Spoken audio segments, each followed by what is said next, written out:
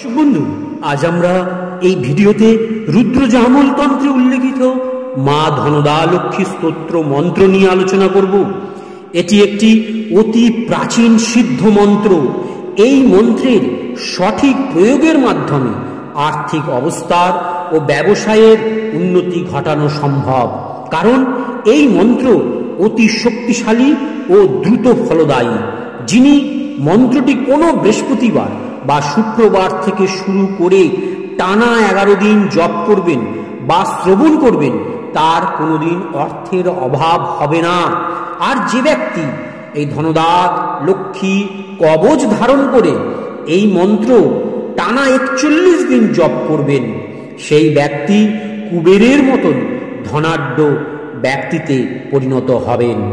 আসুন আমরা এখন এই শক্তিশালী সিদ্ধ ধনদা লক্ষ্মী স্তোত্র মন্ত্র শ্রবণ করি। ওম ধনদে ধনপে দেবী দানশীলে দয়া করে, ত্বম প্রসীদো মহিষানি यदर्थं प्रार्थयाम्यहं।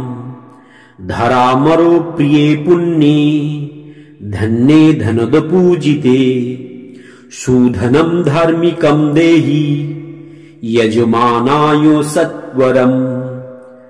रम्ये रुद्रो प्रिये पर्णे रमारूपे रतिप्रिये, शिखा सख्यो मनोमूर्ते प्रसीदो प्रणते मयि। आरुक्तो चरणाम्भोजे सिद्धि सर्वार्थदायिनी, दिव्यम्बरो धरे दिव्ये दिव्यो मल्लानुशोभिते, समस्तो गुणसम्पन्ने सर्वलक्षणलक्षिते, शरच्चन्द्रो मुखे नीले नीलो नीरदलोचने, चञ्चरीको चमूचारु श्रीहारो कुटिलालके, दिव्ये दिव्यो बरे श्रीदे कलो कण्ठो रवामृते, हासावलोकनैर्दिव्यैर्भक्ता चिन्तापहारके, रूपलावण्यो तारुण्यो कारुण्यो गुणभजने, कानतो कंकनो मंजिरे रसलीलाकराम्बुजे, रुद्रो व्यक्तो महसत्वो धर्माधारे धरालये, प्रयच्छो यजमानाय धनं धर्मे को साधनम्।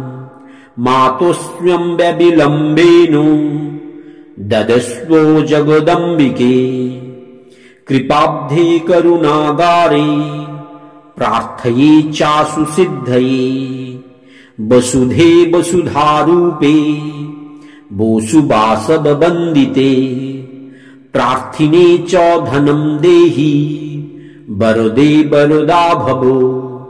ब्रह्मणा ब्रह्मणे पूज्या त्वया च शङ्करो यथा, श्रीकरे शङ्करे श्रीधे प्रसीदो मयि किङ्करे।